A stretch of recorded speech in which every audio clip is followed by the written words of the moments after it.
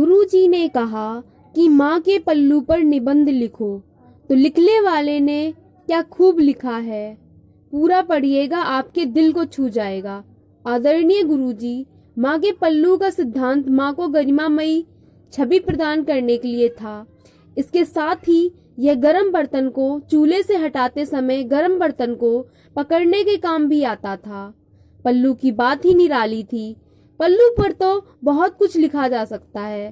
पल्लू बच्चों का पसीना, आंसू पोंछने, गंदे कान, मुंह की सफाई के लिए भी इस्तेमाल किया जाता है। माँ इसको अपना हाथ पोंछने के लिए तौलिए के रूप में भी इस्तेमाल कर लेती थी। खाना खाने के बाद पल्लू से मुंह साफ करने का अपना ही अंदाज होता था। कभी आंख में दर्द होने पर माँ अपने पल्लू को गोल बनाकर फूंक मारकर गर्म करके आंख में लगा देती थी। दर्द उसी समय गायब हो जाता था। माँ की गोद में सोने वाले बच्चों के लिए उसकी गोद गद्दा और उसका पल्लू चादर का काम करता था। जब भी कोई अनजान घर पर आता तो बच्चा उसको माँ के पल्लू की ओट से लेकर देखता था।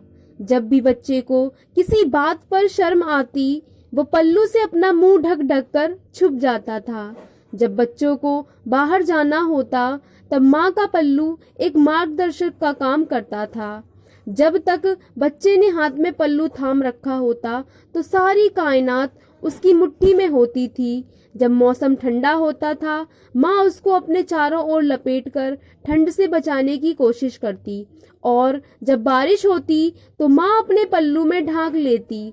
पल्लू एप्रन का काम भी करता था। माँ इसको हाथ तौलिए के रूप में भी इस्तेमाल कर लेती थी। पल्लू का उपयोग पेड़ों से गिरने वाले मीठे जामुन और सुगंधित फूलों को लाने के लिए किया जाता था। पल्लू में धान, दान, प्रसाद भी संकलित किया जाता था। पल्लू घर में रखे सामान से धूल हटाने में भी बहुत सहायक होता था। कभी कोई वस्तु खो जाए तो एकदम से पल्लू में गांठ लगाकर निश्चित हो जाना कि जल्द मिल जाएगी। पल्लू में गांठ लगाकर माँ एक चलता फिरता बैंक या तिजोरी रखती थी, और अगर सब कुछ ठीक रहा तो कभी कभी उस बैंक से कुछ पैसे भी मिल जाते थे। मुझे नहीं लगता कि विज्ञान पल्लू का विकल्प ढूंढ पाया है। माँ का पल्लू कुछ और नहीं बल्कि एक जादुई एहसास है। स्नेह और संबंध रखने वाली अपनी माँ के इस प्यार और स्नेह को हमेशा महसूस करते हैं, जो कि आज की पीढ़ियों की समझ में आता ही नहीं। अब जीन्स पहनने वाली माएँ पल्लू कहाँ से लाएंगी पता नहीं। कड़वा है पर सच्चाई यही है।